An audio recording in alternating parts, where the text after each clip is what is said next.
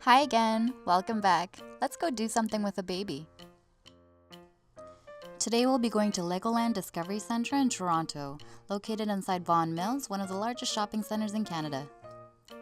Wikipedia says Legoland Discovery Centre is an indoor family attraction and are smaller versions of the Legoland theme parks located around the world. Did not know there were Legoland theme parks. Okay, wow, so there seem to be lots to do, 14 attractions it says on their website, including 2 rides, Kingdom Quest and Merlin's Apprentice. It's by the mall's entrance number 4, across from the shoe outlet DSW. I had passed this place many times before the baby and knew it just as a Lego store. Little did I know this area is not just a lineup to pay, but it's also where the lineups are to enter Legoland. I'd honestly only paid attention to the retail side of the store before, which is pretty cool in itself. They have amazing models of all the major landmarks in the world, like the Eiffel Tower and the Sydney Opera House. Before I start geeking out too much, let's stop the digression. It's all about the Legoland Discovery Centre today.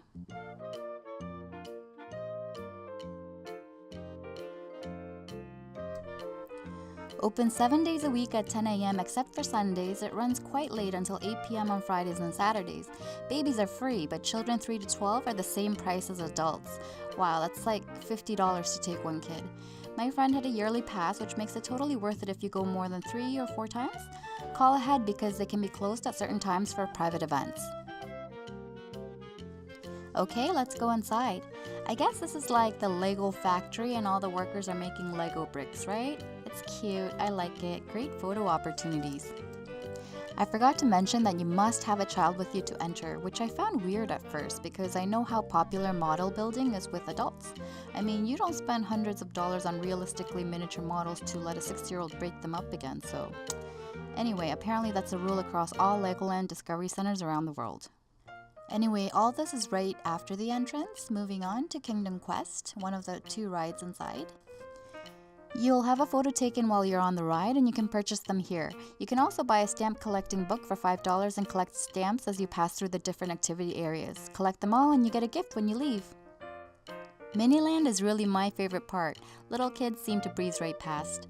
They've recreated all the Toronto landmarks like the CN Tower and the downtown skyline. It's just really cool. It's amazing to know everything is made up of Lego here. Looking at this, you can see that Lego is really not just for kids. Honestly, I think they could expand this place and attract a slew of adult customers who are the real customers of the high-end stuff. But you know, just thinking out loud.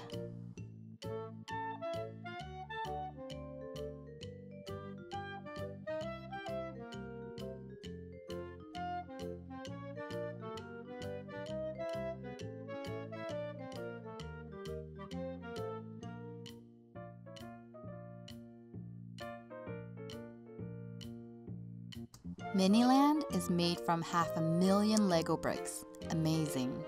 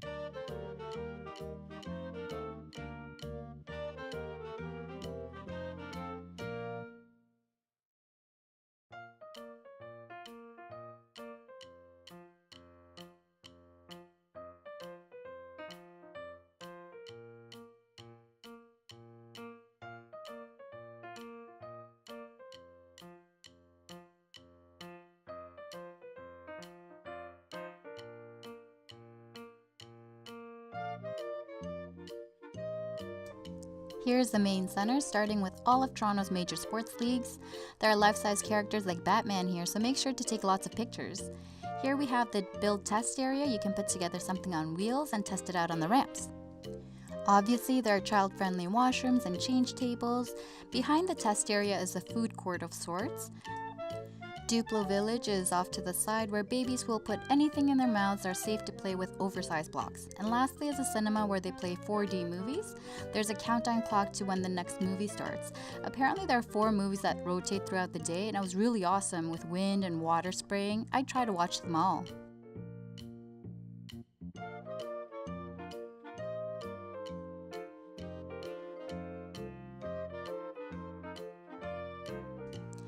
Here's where it keeps surprising you how they built so much stuff in between a DSW and a Starbucks. There are 2 jungle gyms behind this cool Asian-inspired Lego structure. I have seen it get really crowded in there, but the kids really seem to love it. Look, a slide and everything. Next is a smaller play area with interactive games and the second ride, Merlin's Apprentice. You pedal to go higher and stop to fly lower, so it's a fun ride that gives you some control. Look at this Yoda! And the food court again. I mean, it isn't that big when you hear Legoland, but remember, this is a Discovery Center, not the theme park. And you're inside a mall. I think it's pretty neat use of space. Plus, I think kids can easily spend 2 to 3 hours in here happily.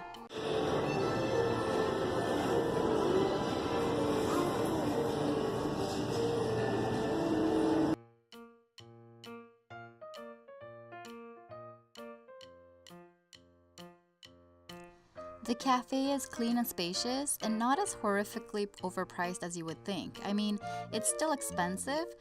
On their website it says you're allowed to bring in baby food, but I've brought in snacks and drinks and had them in here.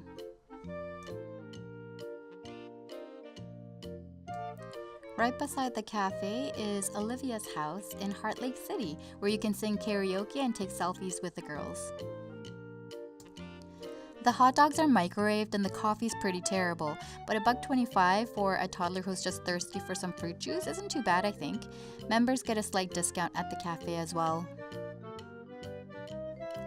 I've only gone in the off times, like weekdays and early afternoons, but be aware that at any time during the day or the week, there are school field trips and groups, and it can get to be a zoo. Overall, I think this is a definite must-see at least once, and if you have a kid who is at all into Lego, the membership is worth considering. As a new parent, I see great value in a place that keeps a child happy for hours, so I give this place an A+.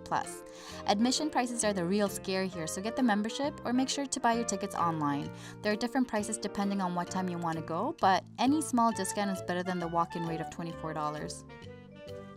Thanks for watching. I hope you found this helpful. Have you been to the Toronto Legoland? Leave a comment, please thumbs up if you like the content, and subscribe for more informative videos.